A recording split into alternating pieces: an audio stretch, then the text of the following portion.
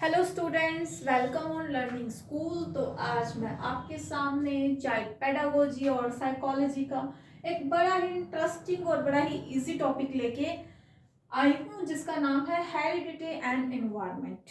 ठीक है, तो फर्स्ट ऑफ ऑल हम पहले ये सीख लेते हैं कि हेरिडिटी और एनवायरनमेंट क्या होता है। हेरिडिटी क्या होता है? जो आपको अपने पेरेंट्स से, आपके दादा दादी से जो गुण आपको मिलते हैं, जो भी बातें आपको उन जैसे सिमिलर मिलती है, उन्हें बोलते हैं हेरिडिटी।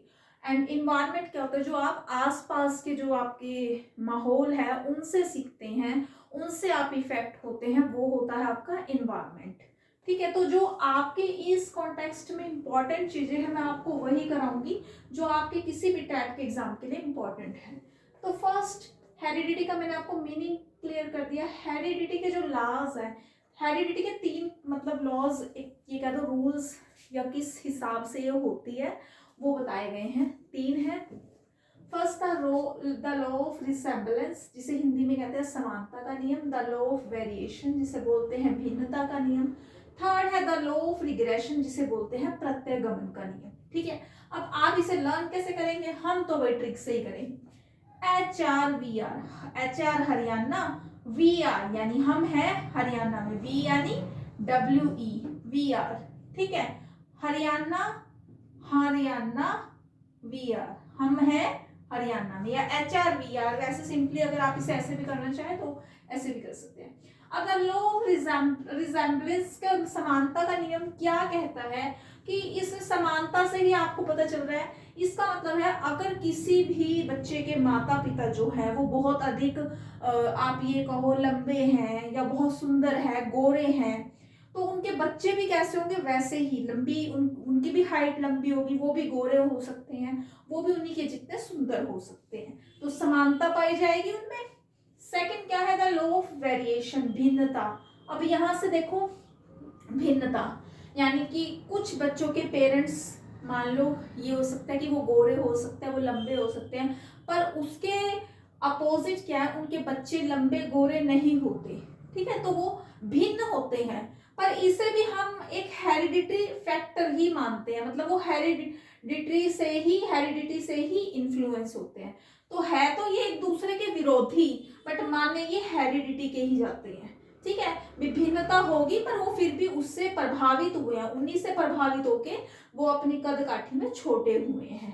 ठीक है, अब यहाँ पे द लॉ ऑफ रिग्रेशन, प्रत्यगमन, इसमें क्या है? अगर आप किसी बच्चे के पेरेंट्स बहुत ही ज्यादा प्रतिभाशाली हैं, बहुत ही उनका IQ लेवल बहुत ज्यादा है, तो जरूरी नहीं है कि बच्चे का IQ लेवल भी उतना ही हो।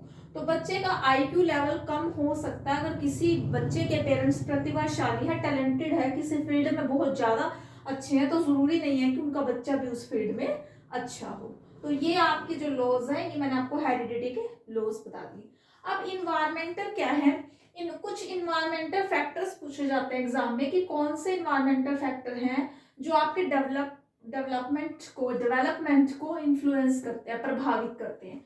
तो फर्स्ट है फिजिकली फैक्टर, सेकंड है फैमिली, थर्ड है स्कूल एंड टीचर्स।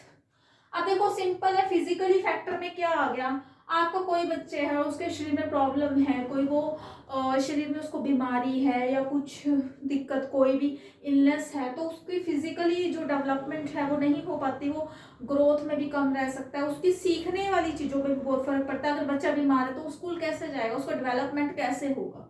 ठीक है, फैमिली, कई बार क्या होता है बच्चे की फैमिली में बहुत ही डिस्प्यूट्स चल रहे हों और फैमिली बच्चे को सपोर्ट ना करे, तो उसका डेवलपमेंट, फैमिली अगर उसको बाहर नहीं भेजेगा, स्कूलिंग ना कराए अच्छे से, तो बच्चे का डेवलपमेंट क्या है? रुक जाता है।